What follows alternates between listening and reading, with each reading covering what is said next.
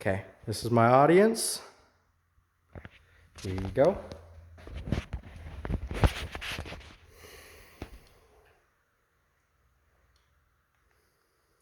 Hello, my name is Dakota Anderson, and today we will be talking about mental health and the effects of the COVID-19 quarantine and ways to cope with future crises.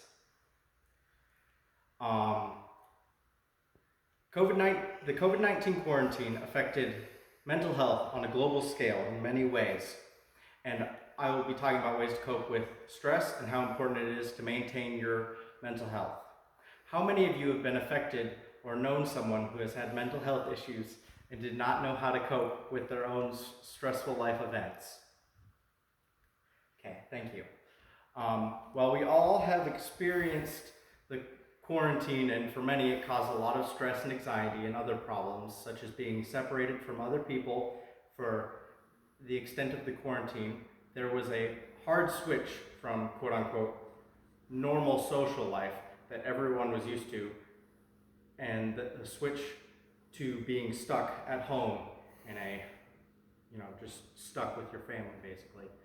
This especially affected those who had health problems and may have been scared or other things of the effects of the virus. All of these events caused a change in most people's mental health due to this crisis. While some people quickly adapted to the new situation they were in, others had a harder time adapting to the new environment, aka students and children being stuck at home because of school and everything else like that. They couldn't really go out and go do stuff, versus adults where they still had the routine of going to work and everything. While some were affected with the stress and grief of losing loved ones during the COVID-19 crisis, others were unable to do traditional mourning, like group funerals, sometimes major life events like weddings or graduations, and which caused issues not being able to interact with others. So you can learn to have control over your own mental health by the choices you make during major crises like the COVID-19 pandemic, with several coping strategies that we will be reviewing today. There are many factors and situations that have affected us all individually during the pandemic, but I would like to explain 3 strategies that could help with coping during the crisis. First, how to take care of your mind. You can take care of your mind. Learning to accept your stressful situation can be very difficult for some people, and here are some ways to help yourself during those times. 1, take breaks from the situation. 2, use your senses to stop, look around, listen to those things that are happening around you. Practice deep breathing by breathing in for a few seconds and then take a longer time breathing out to help your body calm down when you may be stressed. Also, another way is limiting negative media consumption. Constant exposure to negative news can be overwhelming. Balancing this out by doing other activities and not dwelling on the negative can help you be in a better state of mind. And choosing hobbies that help you feel a sense of purpose can provide a nice, healthy distraction from all these negative influences. So, now that you know how to take care of your mind, let's talk about taking care of your body.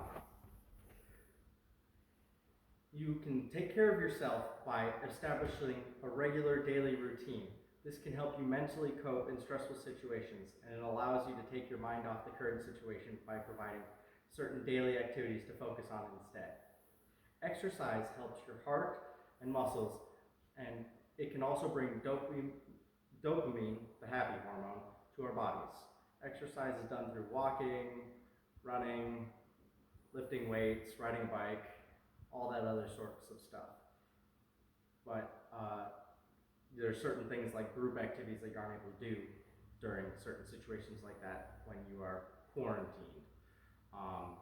Choosing healthy meals is also important, and as well as avoiding things that harm your body, and will help you fight off illness like smoking and drinking, even though some people may have taken to those as a way of relief. Now that you know how to take care of your body, let's take time about taking time to reach out to other people. By reaching out to others, healing can happen. When you reach out to your friends and loved ones, you will not feel alone and isolated. You can do this by staying connected through phone calls, email, or spending time with one another. Talking with someone you trust can be a friend.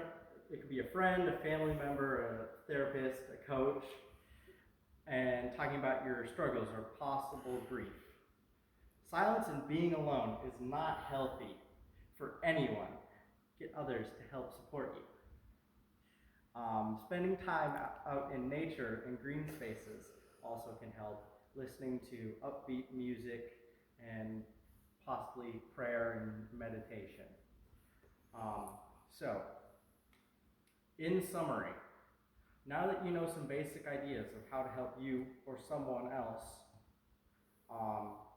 you can now know how to deal with stressful situations like the COVID-19 virus and the quarantine and other major life events that cause stress. In conclusion, being aware of your mental health and learning how to cope during stressful times will not only help you, but help those around you. That is my speech on coping strategies during stressful life events. Thank you very much.